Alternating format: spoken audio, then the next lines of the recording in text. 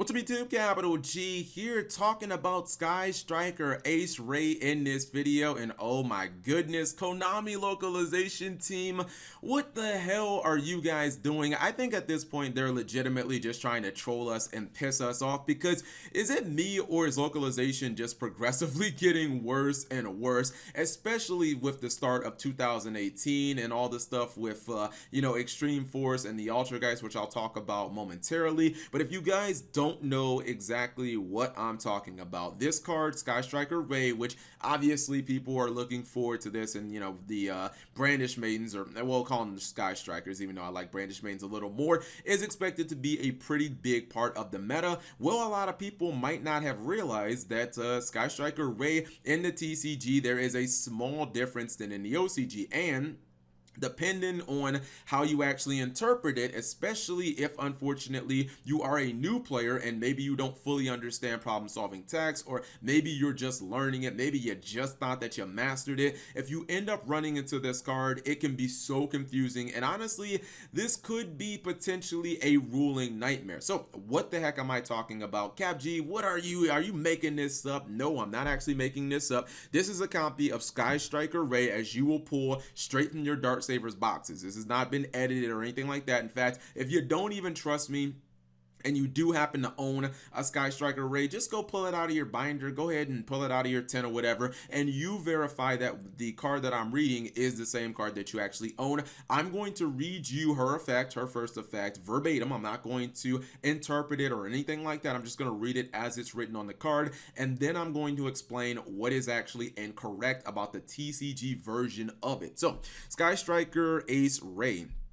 And this first effect says you contribute this card, quick effect, and then it has a colon. So the effect right there, like any you contribute, quick effect, like there's nothing wrong with that. The problem is actually the colon and the fact that it's supposed to be a semicolon. If you guys know problem solving text, you know that everything that becomes before, or everything that comes before a colon, is basically the conditions of the effect. It basically is telling you, oh, you can activate the effect when this happens, you can activate the effect under these certain conditions, you can use this effect 50 times per turn, once per turn, hard once per turn, you can activate this card when it's in the graveyard, etc., etc. Anything before a colon is just supposed to tell you about the conditions. Anything that comes before a semicolon, yes, there is a difference between a colon and a semicolon in Yu-Gi-Oh, is supposed to be a cause. Now we all know that Sky Striker Ace RAYE, that this effect is supposed to be a cause. That means that this colon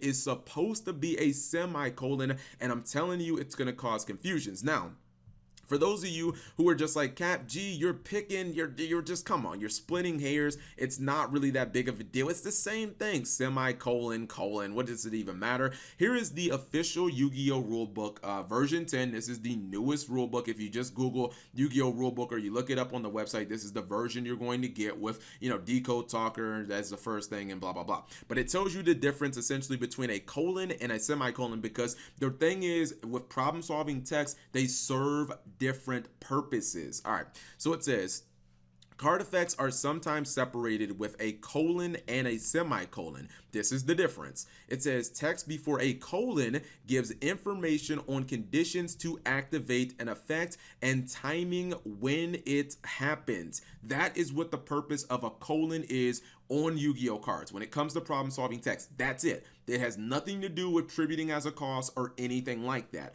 Now, when it comes to a semicolon, which is what RAYE should have had on it, let's see. Text before a semicolon is what you do when the effect is activated. That is essentially when you need to pay your costs. And again, you guys don't actually have to believe me, even though I'm reading straight from the rule book. Let's actually go to the Konami article where they explain problem solving text, and this is like one of their first articles, and it's basically going to kind of double down on what I just said. And at first it kind of explains why they're writing in text, or excuse me, why they're writing text in color, because they think that it's easier for your brain to actually understand that. It says anything that explains conditions to activate a card or limits when or how often you can activate a card will be written in green text. Keep that in mind. anything that happens when you activate a card will be written in red or red text. This includes things like cost or targeting. So again, this basically says exactly what I just said. Anything that is in red is a cost, right? Anything that happens or anything that's written in green basically just tells you when you can use this effect. Let's look at 7 Tools of the Bandit, right? This is actually the best example in this article because it's so easy to understand. And this is why Konami constantly releases old ass cards. And this was supposed to be essentially the reason for problem solving text. The reason problem solving text exists is because if you go and you look at an old ass version of a card, it's kind of hard sometimes to interpret, especially if you're a newer player. You know, what is a cost? What happens? Like what happens at resolution? I'll give you guys a perfect example, right? So let's do this. Maybe I should have had this already, right? So if you look up a card like Delinquent Duo, this is the old version of Delinquent Duo on YGO Pro. It says pay 1,000 life points, period. So there's no semicolon. So hey Cap, how do I know Delinquent Duo even has a cost attached to it? This is why Konami constantly updates the cards with problem solving text right here. Well, you know what? Let me go back to 7 Tools and then I'll go to what's it called. So when you look at 7 Tools, and this is the actual text of 7 Tools, in green is the condition. When a trap is activated, that is when you can activate 7 Tools of the Bandit. If your opponent activates Regeki on you, you can't fucking use 7 Tools of the Bandit. You have to wait for them. You have to wait for either them or you have to wait for your own trap to be activated. You can 7 Tools your own trap, but yeah, it's not really obviously recommended. But a trap has to be activated for you to use 7 Tools. What is the cost of 7 Tools? In red, and by the way, you see the comma, or not the comma, but the colon right there is in green. What is the cost of 7 Tools of the Bandit? Pay 1,000 light points, semicolon, that's in red. That basically just proves my point. And if you look at this just by the letter of the rules, yeah, RAYE would not actually be, based on this, because there is no semicolon there, yeah, RAYE, attributing her is not actually a cost. And what's really weird about this is when you look at RAYE's second effect, they actually nail problem solving text, right? Let's look at her second effect. It says, if a face-up Sky Striker Ace Link monster you control is destroyed by battle or leaves the field because of an opponent's card effect, and then you have the colon there. So basically it says, you know, when this happens, blah blah blah blah blah, this is when you can activate RAYE's effect. It's telling you right here that to activate this effect, this is the condition that needs to happen, and you see that that's followed by the same colon that is in the first effect that should not be there. It's really weird how they could fuck up problem solving text with the first effect and then get it right with the second effect. I don't really understand that. But let me go to Delinquent Duo, right? So if you looked at an old copy of Delinquent Duo and you said, well, there's no semicolon on it, Cap, it just says pay 1,000 life points, period, that means it's not a cost. Well, that's why Konami constantly updates these old ass irrelevant ban cards. Even when the cards have been banned for like 15 years, they still release updated versions. So I don't know, that one kid who plays traditional can like understand how it works. Pay 1,000 life points, semicolon right there. I know it's kind of hard to see, but if you look at the newest version of Delinquent Duo, it has a semicolon. So again, even a brand new player to the game can understand a 15-year-old card because it's written with, you know, the updated problem solving text. But when the problem solving text is fucked up on a brand new card, then it's like, well where exactly do we go? We don't really have any answers. And it works for basically all cards in Yu-Gi-Oh! Look at a card like Zephyros the Elite, right? If this card is in your graveyard and then you have the colon, that means that Zephyros, for it to activate this effect, it can't be in your hand, it can't be banished, it can't be on the field, it has to be in the graveyard, and then that's the conditions. And it says you can return one face-up card you control to the hand, semicolon. So if you are ever wondering, is that a cost? That semicolon right there says yes, it is actually a cost. It means that if your dude gets Solemn Strike, it doesn't matter, that card is still going to your hand, and there's no way that you can, you know, make it so that Zephyros can activate the effect without bouncing the card to your hand first. And what's really crazy is, again, you would think that Konami would be like really in tune to making sure that every single card was like on point, especially considering the fiasco that was Extreme Force and how the Altergeist got screwed up, my archetype, and the fact that like Altergeist Manifestation and Altergeist Hextia, they work completely different than they work in the OCG. It is actually absurd how, you know, in the OCG, Altergeist Hextia can actually negate card effects, but she can't in the TCG. And the interesting thing about this is, and And I know some of you guys might roll your eyes and say, oh, Cap, shut the fuck up. You know what the card is supposed to do. Yes, I know what the card is supposed to do, but the thing is, do you expect every single person to like know that? Because if you're dueling against a newer player, they might read this and they might say, okay, well, she's not a cost according to the card. The difference is, for anybody who's wondering what's the difference, Cap, the difference is if RAYE was not actually considered, or if she was not ruled as a cost, this means that if your opponent summoned her, you'd be able to use something like Effect Veiler or Infinite Impermanence, and you would have to keep her ass on the field because she's not off the field and she's already negated. So yeah, your opponent would be locked out of using, you know how the Sky Striker deck, you have to have an empty, you know, main monster zone to use their spells. That means that you'd be locked out of using your spells possibly for the rest of the turn, depending on what the rest of your hand is and what your options are,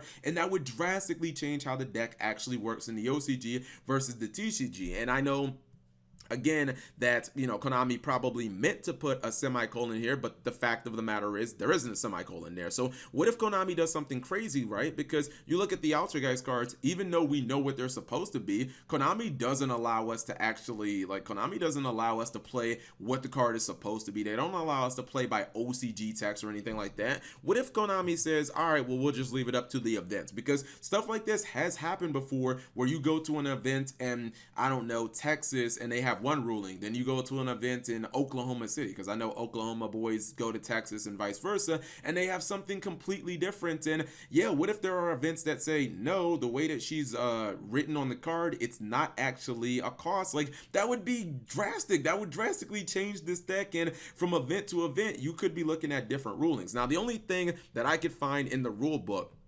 because from what I was told, people were saying, okay, Cap, well, every time you, every monster that says tribute on it is automatically a cost. And as far as I could tell, I was just thinking of monsters that tribute themselves, like Darkest Diablos, Cannon Soldier, every monster that tributes Exile Force. I'm like, yeah, I think that they're all costs. I can't really think of one that isn't actually a cost. And this is why maybe Konami can actually streamline a ruling on this. When you look at the last part of the rule book, it says tributing is sending a monster you control to the graveyard. You can tribute a face-up or face-down monster unless otherwise specified. Tributing a monster is one possible cause for summoning a monster or activating an effect, which obviously RAYE is kind of doing both in that situation. She's summoning a monster, and, well, I guess it would be more of activating an effect. When they say summon a monster, they more or less mean, you know, tribute your Treeborn Frog to summon your level 5 or higher Monarch from your hand. She's trying to activate her effect to summon, you know, her Brandish chick from your extra deck into the extra monster zone. But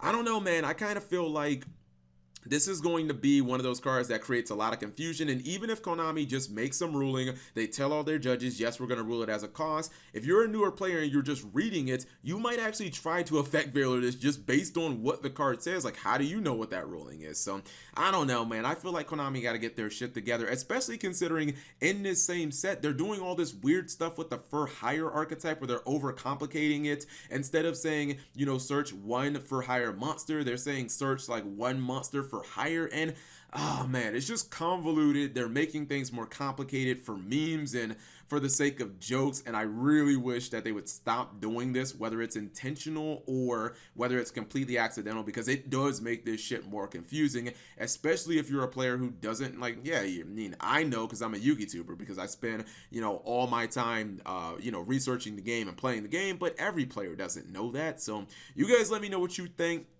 in the comment section below. Is this frustrating, and what are you going to do if somehow there's an event that says, yeah, RAYE's actually not a cost? Like, that would be hilarious. Effect Veiler your RAYE, you can't get her off the board now, GG, your turn is over. Anyways, you guys leave it in the comment section below. Thank you guys for watching. As always, subscribe if you have not already. Turn on that notification bell for daily videos.